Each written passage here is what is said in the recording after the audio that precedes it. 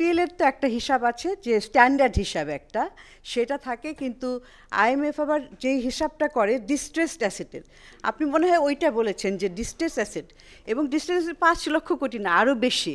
In fact 2024 June পর্যন্ত যেই হিসাব, সেখানে তো স্ট্যান্ডার্ড যে রেকগনাইজড এনপিএল সেটা ছিল 2,11,391 কোটি টাকা।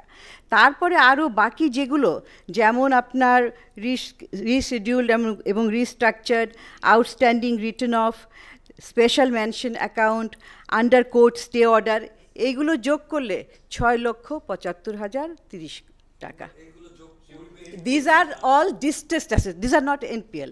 আর আপনারাই জানেন যে এই টাকাগুলি পরে কোথায় কবে আসবে, গড নোজ। আমার যেটা বলার কথা সেটা হচ্ছে যে বাংলাদেশ ব্যাংকের যে এই অটোনমিটা, এটা তো টোটালি ভেঙে পড়েছে রাজনৈতিক হস্তক্ষেপের কারণে, এবং সেই জন্যই আমরা বলছি যে স্বায়ত্তশাসনটা মানে অটোনমিটা পুনর্স্থাপন করা, এবং সেটার জন্য কিছু ইমিডিয়েট করা যায়, ইমিডিয়েট কিছু, এবং উনি বলেছেন যে লং টার্ম কিছু এবং মিড টার্মও কিছু। ইমিডিয়েটের মধ্যে হচ্ছে যে এই যে এই ব্যাংকিং কোম্পানি অ্যাক্ট বারবার যে পরিবর্তন হচ্ছে এই পরিবারতন্ত্র করার জন্য, এটা কিন্তু কার আন্ডারে, under the watch of Bangladesh bank হয়েছে। সো সুতরাং বাংলাদেশ ব্যাংকের যে শক্তিশালী অবস্থান সেইটা পুনরুদ্ধার করা, এবং বাংলাদেশ ব্যাংকের আমরা বলি যে শক্তিশালী করার জন্য আইন করতে হবে, কিন্তু বাংলাদেশ ব্যাংক অ্যামেন্ডমেন্ট অ্যাক্ট 2003 যথেষ্ট শক্তি দেওয়া আছে, স্বাধীনতা দেওয়া আছে, এক্সারসাইজ করা যায় না। কারণ এখানে কারা গভর্নর হচ্ছে, গত 3টা রেজিমে কারা হয়েছে, তো পলিটিক্যালি অ্যালাইন্ড, লয়াল, এবং এই বাংলাদেশ ব্যাংকের এখানে নীতিমালাই বলা আছে যে গভর্নর কারা হতে পারবে। সরকারের আমলা, বর্তমান এবং অতীত, কোনো আমলা বাংলাদেশ ব্যাংকের গভর্নর কিংবা ডেপুটি গভর্নর হতে পারবে না। কিন্তু আমরা দেখলাম গত 2টা টার্মে কিন্তু এটা ব্যত্যয় করা হয়েছে। আর আরেকটা বিষয় হচ্ছে যে এই এখন তো অনেক ধরনের রিফর্ম হচ্ছে, এই রিফর্মের সাথে হিউম্যান রিসোর্স এবং স্কিল এইটা কিন্তু খুবই দরকার।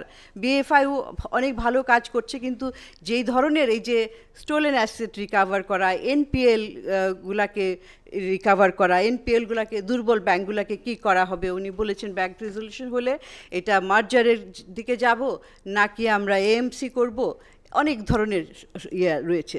তো সেইখানে স্কিলস খুবই দরকার। আর এফআইডির ব্যাপারে আমাদের সবসময় একটা অবজারভেশন, সেটা হচ্ছে যে এখানে একটা দ্বৈত প্রশাসন চলছে, ডুয়াল রেগুলেশন। এই ডুয়াল রেগুলেশনটা বন্ধ না করলে বাংলাদেশ ব্যাংক স্বাধীনভাবে কাজ করতে পারবে না। কারণ এইটা কেন 2010 সালে এটা প্রতিস্থাপন করা হয়েছিল, একবার বন্ধ করা হয়েছিল, আবার এটাকে পুনঃস্থাপন করা হয়েছে, কারণ এটা রাজনৈতিক একটা, ওখানে লবিং করার একটা জায়গা। সেখানে কোন ব্যাংকে কোন ডিরেক্টরদেরকে দেওয়া হবে, বোর্ডে কোন ডিরেক্টররা থাকবে, এমনকি ম্যানেজমেন্টে কারা থাকবে, সেই সিদ্ধান্তগুলিও ওখানে হয়ে থাকে। তো এই রকম একটা প্র্যাকটিস এটার যদি থাকেই, অনেকে ওনারা প্রতিবাদ করেন, যেই ধরনের কাজ ওগুলো তো বাংলাদেশ ব্যাংকও করতে পারে একটা কয়েকজন অফিসার নিয়ে, আর যদি থাকেই এই বাংলাদেশ ব্যাংকের উপরে এটার নজরদারি করাটা কাট অফ করতে হবে টোটালি। এই যে আমাদের সাইবার সিকিউরিটি অ্যাটাক হলো, সাইবার অ্যাটাক হলো বাংলাদেশ ব্যাংকের উপরে, সো সেখান থেকে যে টাকাটা চলে গেল, সিআইডি রিপোর্ট দেওয়ার কথা, 80 বার এই রিপোর্ট হয়েছে, স্থগিত হয়েছে, বারবার ডেট পার হয়ে যাচ্ছে, কেন রিপোর্টটা জনসমক্ষে আসছে না? এটা হয়তো কোনো ধরনের সেন্সিটিভিটি রয়ে গেছে, থাকতে পারে। ওনারা বলছেন যে, নীতি নির্ধারকরা বলছেন যে যেহেতু কেস বাইরেও, দেশের বাইরেও চলছে, এখানে কোনো একটা তথ্য বের হয়ে গেলে হয়তো বাইরের কেসটা দুর্বল হয়ে যাবে, কিন্তু সেটাও তো আমরা শুনছি না সিআইডির কাছ থেকে, যে কিংবা সরকারের একটা ফর্মাল জবাব আমরা পাইনি। তো এইরকম যে এটা কিন্তু যদি না আমরা ডিগ ডাউন করি এবং না প্রকাশ করি, তাহলে একটা ইম্পিউনিটি, এই যে কালচার অফ ইম্পিউনিটি, এটা কিন্তু চলতে থাকবে পরবর্তীতে। অর্থ ঋণ আদালত এবং ব্যাংক্রাপসি অ্যাক্ট, এগুলো আসলে এগুলাকে মডার্নাইজ করা, আপডেটেড করা, সেটা খুবই গুরুত্বপূর্ণ। মূল বিষয়টা হচ্ছে একটা, যে আর তো কয়েক মাস পরেই ইলেকশন হচ্ছে, তো তখন রাজনৈতিক সরকার আসলে এই যে এই পদক্ষেপগুলি, এত ভালো পদক্ষেপগুলি, এবং আন্তর্জাতিক প্রতিষ্ঠানগুলিও কিন্তু বিভিন্নভাবে সহায়তা করছে, এগুলো কিন্তু একটা, যদি রাজনৈতিক সদিচ্ছা না থাকে, সবই কিন্তু একটা ধুলায় মিশে যাবে।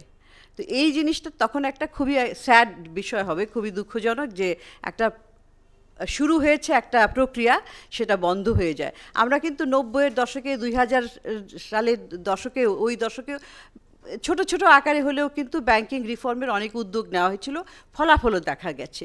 কিন্তু তারপরে যে এই যে কালচার, এই রাজনৈতিক কালচারের সাথে মিলেমিশে এই ব্যাংকের সিদ্ধান্তগুলি নেওয়া হয়, এটার ফলেই কিন্তু ব্যাংকটার দুর্দশাগ্রস্ত হয়েছে। সুতরাং সর্বশেষ কথা হচ্ছে, রাজনৈতিক সদিচ্ছার মাধ্যমে এটা যদি আমরা এগিয়ে নিয়ে না যাই, তাহলে ব্যাংকিং খাতের যে একটা সম্ভাবনা রয়েছে সেটা আমরা দেখতে পাবো না।